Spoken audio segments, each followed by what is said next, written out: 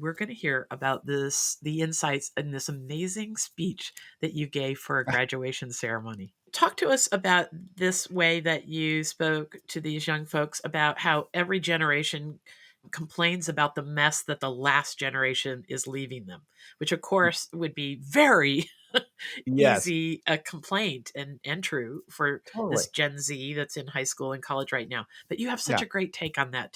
Well, Tell us. thanks. It's yes, I mean, no doubt. I mean, you're sitting there as an 18-year-old and you're looking at this late 50s gray-haired guy and thinking, "Oh, this guy's gonna preach to us, and he's left us with this burden of climate change and political division." And, my point to them was, "Fair point, but welcome to the club." Every generation has been left a mess by the one before, and I just quickly used my dad's side of my family, and I tried to say, "This is not because they were exceptional, it's because they were typical." And my grandfather got out of University of Vermont and went to France to fight some of the worst battles of World War I, which is a war that was started by his parents' generation, but fought by his. And then his oldest son, my uncle, left his high school graduation, 18 years old, to fight the tail end of World War II, a war that was started by his dad's generation, but fought by his. And then not many years later, my dad gets out of the University of Vermont and gets shipped off to fight in Korea. And all, we're product of the Cold War that was started by his dad or grandparents' generation. So, and then you fast forward to today and how fortunate we are. My oldest brother missed the Vietnam draft by 3 years, and there are a lot of problems going on in the world. But that group of high school seniors is not thinking about going off to fight in war necessarily. There may be some who decide to enlist, but it's way more the exception. And so then the other thing I thought of was when I was 18, and I looked it up, when I was sitting in that chair to graduate from high school, we had apartheid, we had the Berlin Wall, we had AIDS rampaging. We didn't even know what it was at that time. We had the height of the Cold War. We were boycotting each other's Olympics. My summer reading book one year was Fate of the Earth, which was about nuclear annihilation. Remember the movie The Day After? I mean, Yes, and right. when it comes and we own we did not do a great job with climate change, but when I was graduating from high school, the environmental concerns were acid rain and the ozone layer. So I had this list and I thought about it. It's like they've all been addressed. Every issue I just described has been addressed. And back to the definition of optimism, it didn't just happen. It happened because people voted and they marched and they researched and they ran their businesses in a way that worked towards solving some of these things, and politicians negotiated, and all those things have been fixed. So, class of 2023, you're next in line for takeoff, and get to work.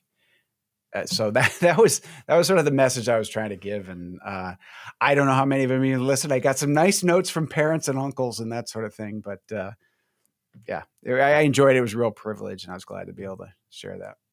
The decade, you and I are both a little bit too young to have been conscious of any of this, but the decade that amazes me is the decade that we decided to put a man on the moon. Oh yeah, At the right. same time, the 60s, yeah, we were little, or you may not have even been born, but think about the 60s. There were Oh, three, or you can yeah, count many more, but three right. major assassinations. There was do you know the largest hurricane ever to hit the United States happened in the 60s?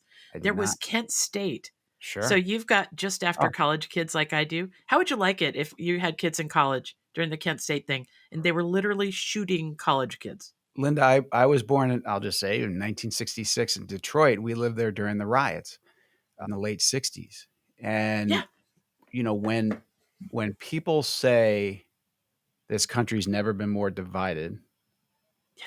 My history, I mean, it's easy to jump to the Civil War, Yeah. but the late 60s, I mean, the Democratic Convention in 1968, I mean, the world between Vietnam and the hippies and the assassinations and civil rights, it was a cauldron. And And yet we shot for the moon. yeah, exactly, exactly. And yet we did that thing. And then the ozone layer, that's a whole nother thing Yeah, that's lost to history as well. That right. we were literally creating a hole that got way bigger than Antarctica Yeah. before the whole world agreed that we were absolutely driving ourselves over a Yeah. cliff, and then the whole world reined it in. And I'm not sure what the Yeah. statistics are on that, but it's pretty much closed now. So we Yeah. can do these hard things together, and we can do Exactly. them during the worst times. Exactly. And we tend to, it's understandable, I think, but we tend to not celebrate those things and we take them for granted. And that's one of the things I try to do in the work I'm doing now is just remind people of all these benefits. And so back to, we can lament technology and the internet and social media, but here we are. I'm in New York, you're in northern Vermont. We're talking to each other. This is going to go out on a platform where literally just about anyone in the world can watch it. I don't know how many will, but it's incredible, and we take it for granted, or worse, we just constantly badmouth it, and so we have to, I think, every once in a while stop, and again, back to why this is such a great time to be alive is appreciating those things. Yeah. I'm gonna remind people of an episode we just did. If you're still not buying our our optimism about the next generation, I interviewed two key people at what's called the Do Good Institute on the Oh, campus nice, of the University of Maryland. nice. Oh my gosh, Bill, I've got goosebumps just thinking about that interview. The University of Maryland has nurtured this thing called the Duga Institute that's now like the first stop on the campus tours. And if Nice. I were taking a kid on the campus tour, they'd Yeah. be already signed up after I saw the Duga Institute.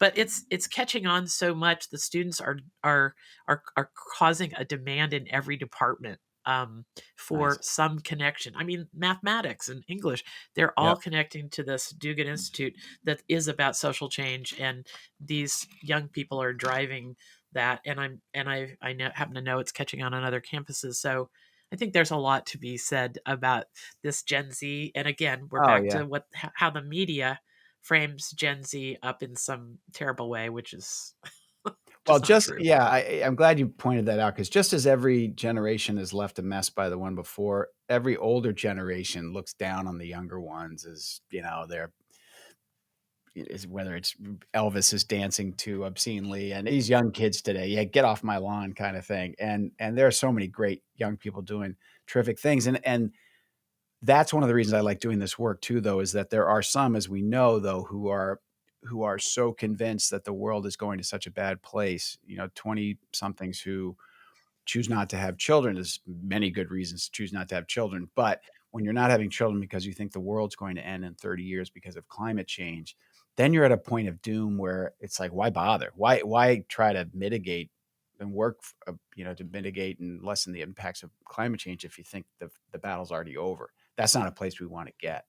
And so it's encouraging to hear formal programs like that at a university to keep kids engaged and positive and working at these solutions.